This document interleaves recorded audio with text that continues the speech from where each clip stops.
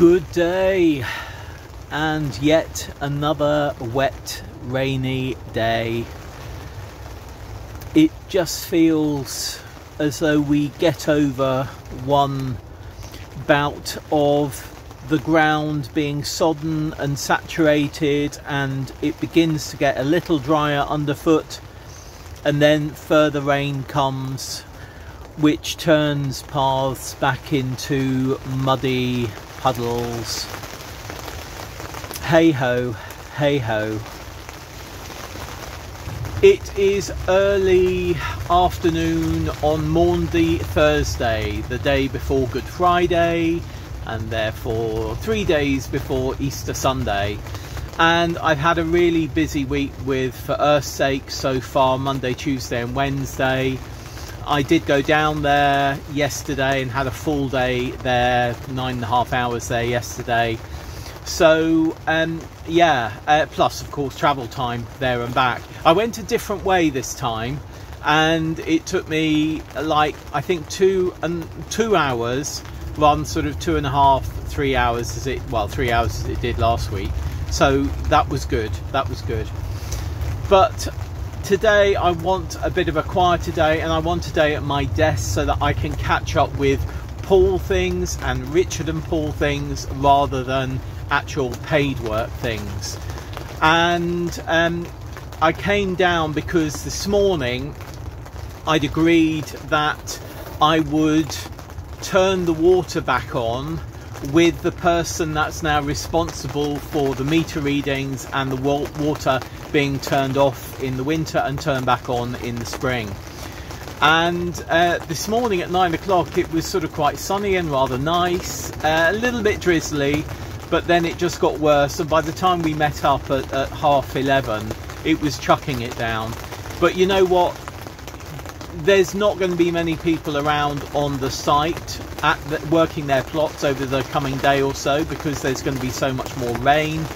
So we thought it would be a good time to actually turn the water back on, and so that we can check to see if there's any leaks, because people aren't going to be using the water that much, especially as we're not telling any of the tenants at the moment that the water is back on. So we did a reading at the beginning. We went around, we turned the water back on. No, we didn't. We went around and closed off all the taps which were left open at the end of last year. Then we turned the water to the whole loop of the site back on, and then we went around turning each tap on to see that the water was coming through, and then turning it off to make sure that it stopped. And all of our standpipes are absolutely fine. There is one that needs a bit of work, because it's when you turn it on, out of the back of the joint where the sort of tap screws on, there's a bit of water squirting out, and that just means that some of that white tape needs to be put inside of it, and then it's screwed back together, hopefully. So yeah, that's what somebody is going to do. I'm just looking at a cormorant that is flying past me, well, flying backwards and forwards in fact. It's quite apt really, because cormorants like water, and there's even water outside of the canal and the river. So yes, we did that. We know that there's one tap that needs a bit of remedial work. Then we've done another meter reading. The meter had hardly moved at all, even though we checked all the taps. So the person who's now taken that over is going to do another meter reading tomorrow, and hopefully, having not told anyone the water is on, there'll be very little movement, and we can be fairly sure that there are no leaks underground. So yeah, but it really is wet. And I mentioned peat-free compost last week in last week's A Week at the Plot. I'm finding the watering of peat-free compost a little bit challenging, even though I've told you to put your finger down, even if the surface is crusty of the compost, particularly in pots and modules. You know, put your finger down below, and if it feels moist, do not water. Though the other day, because I knew I was going to be away or not coming down here for a couple of days, I did give some things a water because I thought they would need it over the coming 2 days. And actually, when I've checked today, they've been standing in water. And I'm thinking about our cucumber, our courgette seeds that we sowed at the back end of last week, and also our beetroot. And you know, I think it's just a challenge of getting used to peat-free compost, and I'm wondering whether I need to add anything else to the peat-free compost that we've got so that it drains a little bit easier, because as the peat-free compost that we get is made up of a lot of wood, you know, broken down wood, it does tend to hold moisture. And sometimes you just forget, you know, you think, oh, I think that needs a little bit of water, like I did earlier in the week. And actually, I should have just left them be, because I feel as though they may have been a bit too waterlogged over the past few days. And of course, the problem with that is if your seeds are sitting in waterlogged soil, then they could just rot before they germinate. So I hope that I have caught them before that happens. But you know, it's just something that we as gardeners and growers and allotmenteers need to get used to, how to use this relatively new compost, peat-free compost. We've all used peat compost for decades, which of course isn't good for the environment. So getting used to something else is something that we will just have to do. And actually, you know what, that's fine, that's fine. I think if the weather is still like this tomorrow, I might be pricking out some of our brassicas and potting them on into either small pots or modules. Maybe large modules, I think, would be right. Particularly our hybrid, our cross between a Portuguese cabbage and the Dazzling Blue Kale and the Dazzling Blue Kale. The Brussels sprouts are still being a bit slow in their growth. But I mean, look at the weather. You know, in previous years at this time of the month of March, we have had, you know, huge amounts of sunshine and we needed to water on a regular basis. Though this year, I think it's fair to say, and I think the meteorologists say as well, i.e. the weather forecasters, that we've had far more water over the past winter, in this past winter and beginning of spring, than we have had previously. Certainly sort of the 3 months of rainfall of January, February and March is pretty record breaking, I think, for the UK. Anyway, there we are. I'm rambling, aren't I? I'm rambling. Right, I am going to go, and I will see you in a day or so, as I say, for I think a bit of pricking out of some seedlings. See you soon. Bye. Good day. I've just opened my shed and there's various boxes that somebody has popped there. I know who. It's actually one of our neighbours from here.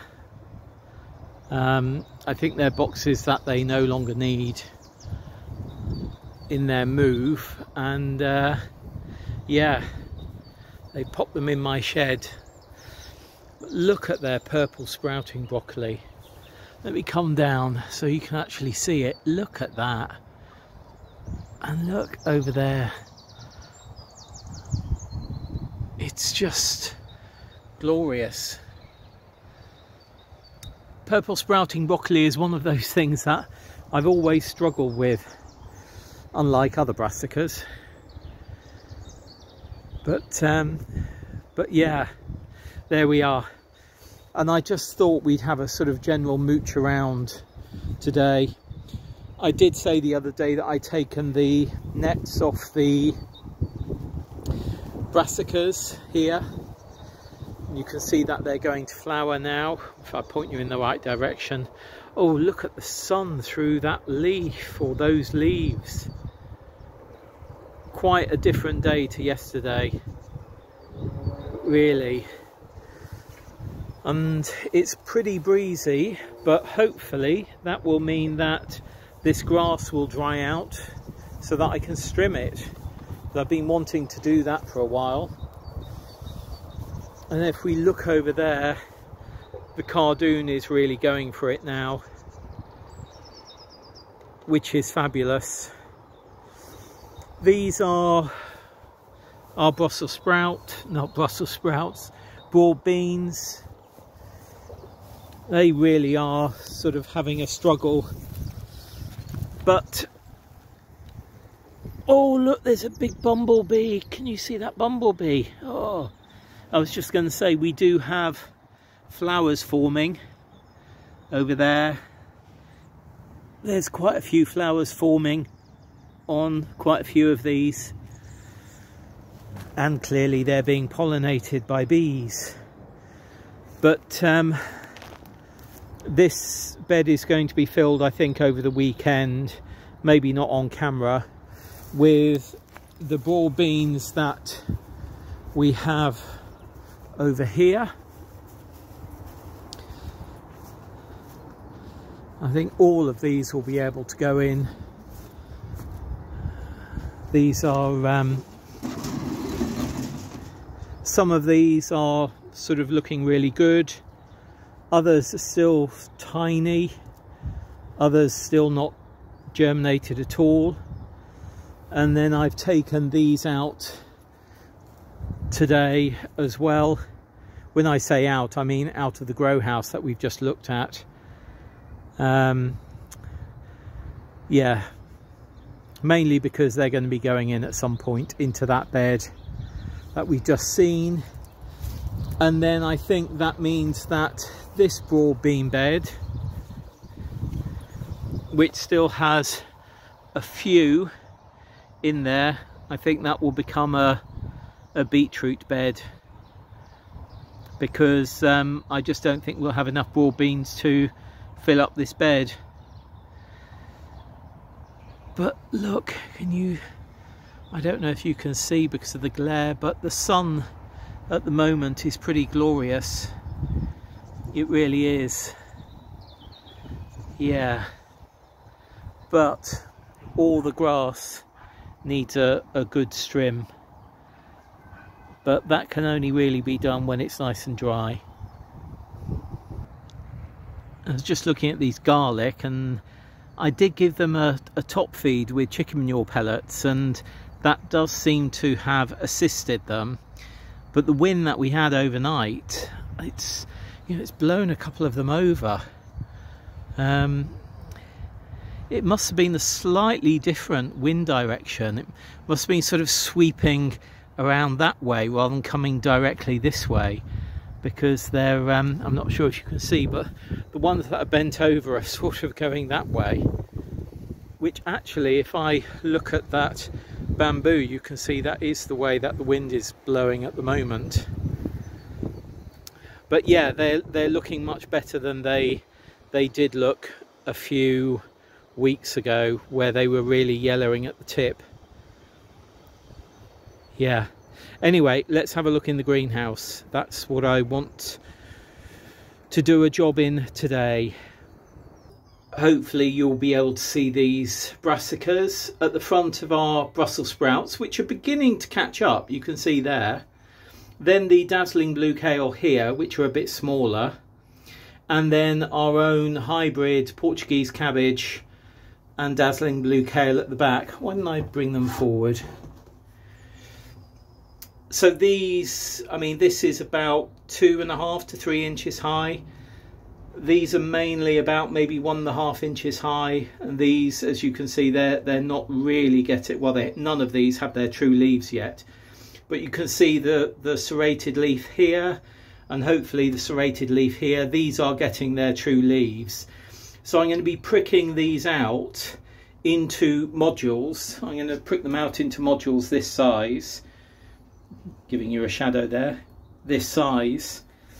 I'm going to do that off camera, so I'll just be literally levering these out well, I'll try and show it on camera, but levering these out and then gently taking them by the cotyledons, which are the two leaves that grew originally. So I'll lift them up by one once they're out of the soil, and then pop them up into the modules.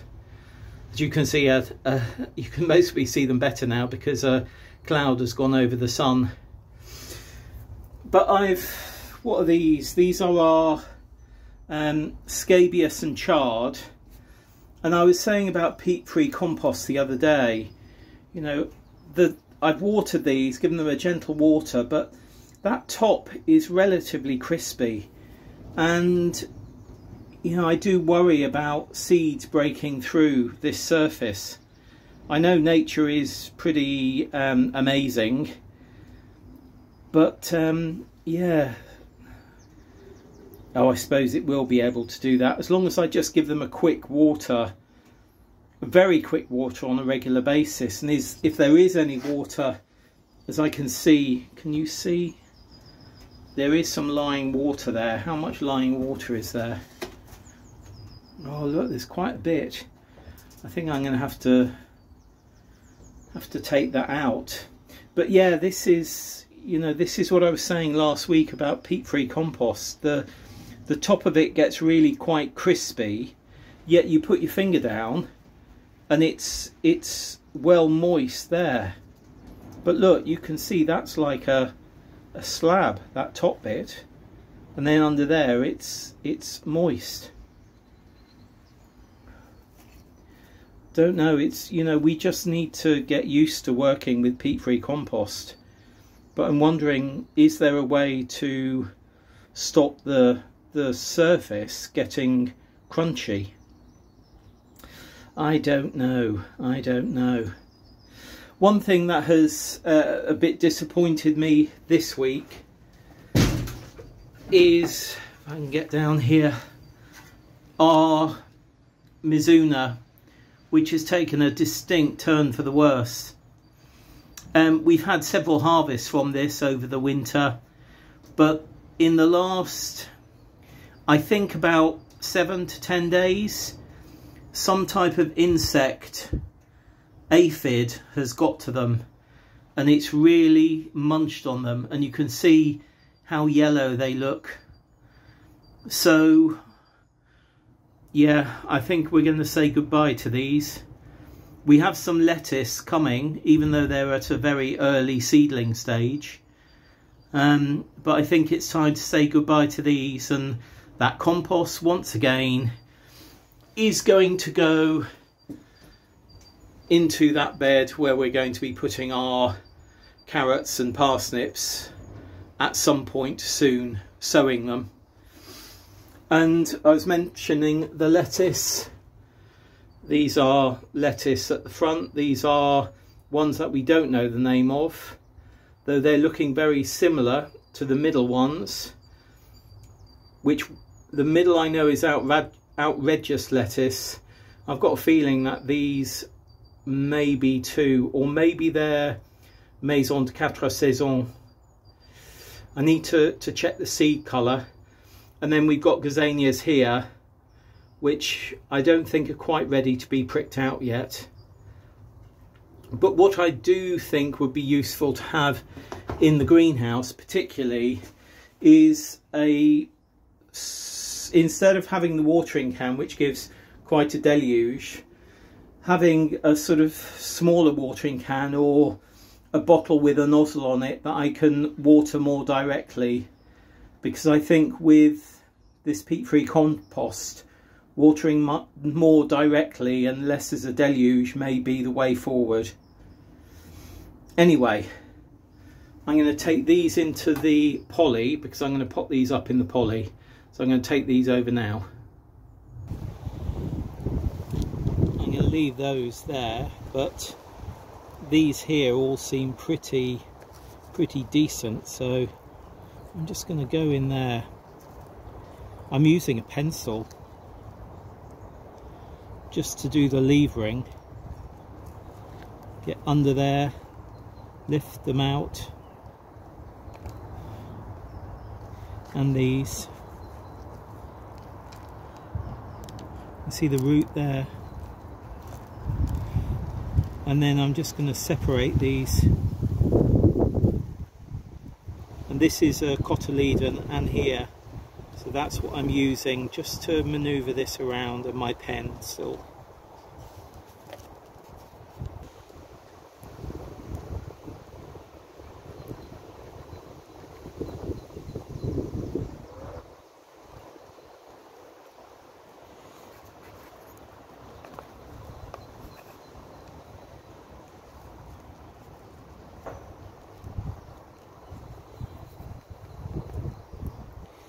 So what have we got? 1, 2, 3, 4, 5, 6, 7, 8, 9, 10, 11, 12. That sounds like a good number.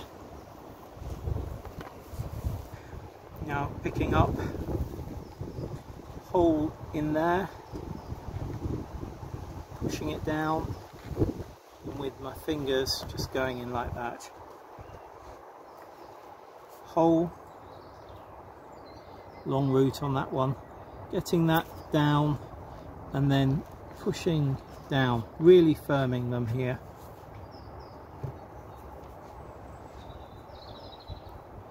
In it goes, gently pushing down. You don't want to break the stem. They're pretty tough. I mean, the stem is easy to break, but they're pretty sort of tough plants. So if you do break the stem, it may regrow or grow okay, but try not to, I guess is what I'm saying. Hole gently down and then firm down like this.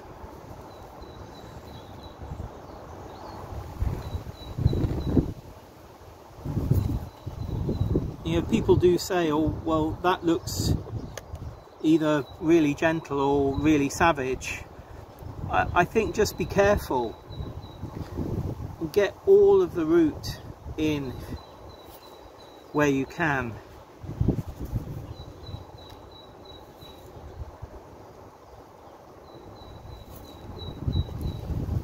And depth wise, brassicas, if you plant to this level, that's fine. If you plant a little bit deeper, that's also fine with brassicas. They don't mind being planted a little bit deeper. 3 left. Gentle but firm, I guess that's the mantra.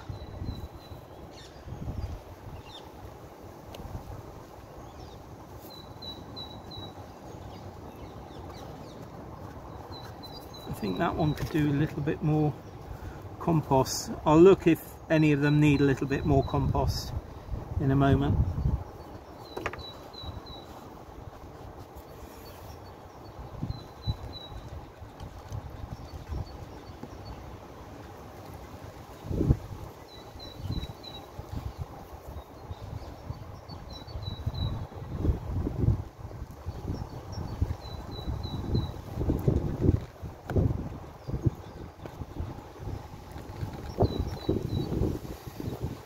That will do.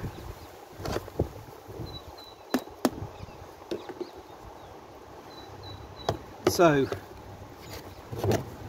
12 potted up from here.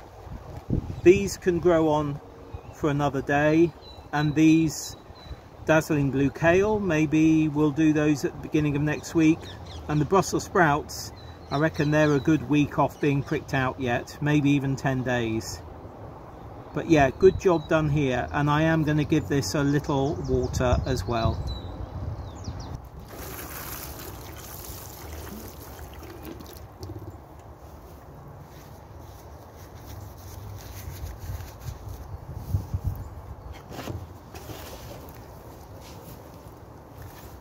Another job sorted in the pricking out of those hybrid brassicas, which is great. The rest of the seedling brassicas in that green tray have gone back into the greenhouse, and the pricked out modular planted brassicas are in the poly.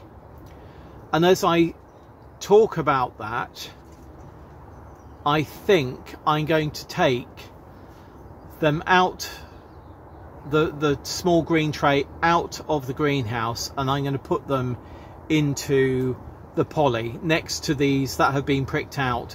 Brassicas, you know, at this stage they don't like a great deal of heat. They're quite sort of rugged and can get by without too much heat. And I think because we're getting daytime temperatures around 12 to 15 degrees at the moment, even though nighttime temperatures are around 5 still, because we're getting up to about 15 degrees, that means we're getting up to about 18, potentially even 20 on a really sunny day in the greenhouse. And I don't think they're going to like that, even though they've coped with that during their germination and initial seedling growth stage. So actually I'm going to bring them from the greenhouse. Well, I'm going to take them from the greenhouse and bring them into the poly and be here. Yeah, there we are. There we are. You know what, I'm not sure what this a week at the plot is going to be like, because it all feels a bit discombobulated this week to me at the moment. And I'm getting confused because it's Easter Friday today, Good Friday, because we've got For Her Sake opening next week, because there's been a lot going on for Her Sake over the past couple of weeks. I don't know, I feel that this is a bit of a discombobulated week for me. I'm not thinking straight on a few things, but hey ho, you know, c'est la vie, that's life, as they say. But yeah, I'm glad to have got that job done, and I'm going to do a bit of research.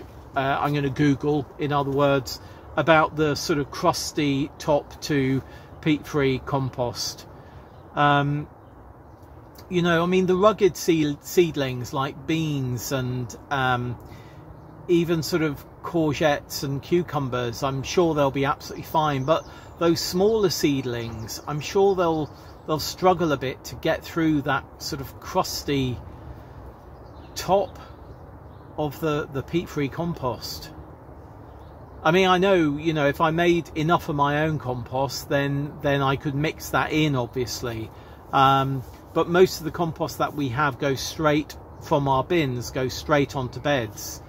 And I also don't want whatever I'm sort of sowing seeds into to be too nutritious. And I feel that the peat-free compost that we're getting at the moment is pretty nutritious. I mean, you know, when you water it, that any water in the base comes out a really dark brown, so that's a huge amount of nutrients, you know, in that soil. I don't know, it's something Michelle and I were saying this the other day on Planet Vegetaria, you know, it's just something we need to get used to. Anyway, I'm waffling, aren't I? I'm waffling. I am going to go, and I think I will see you briefly again tomorrow. Yeah, see you then. Bye.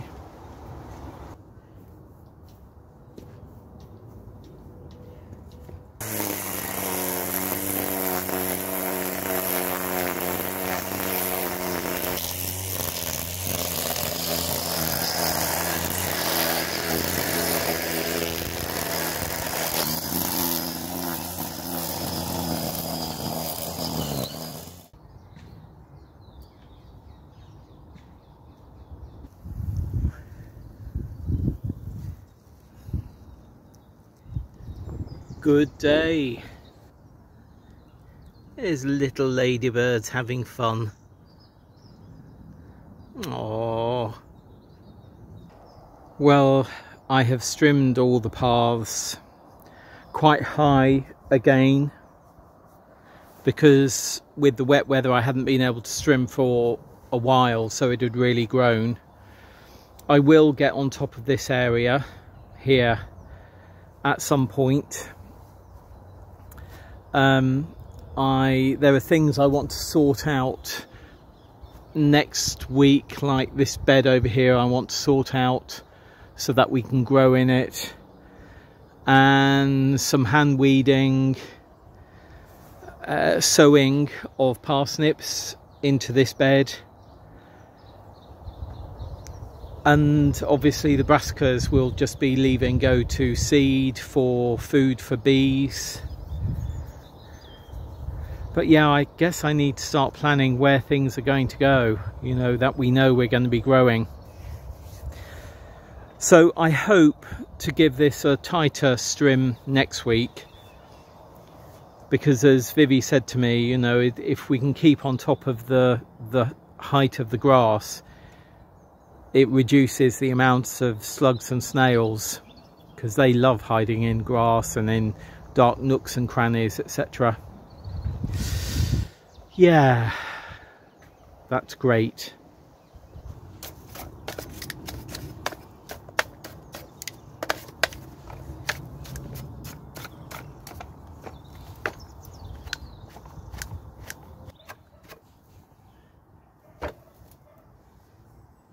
And of course, when you've used your strimmer, give it a good clean and charge the battery. So I'll be taking the battery home to charge.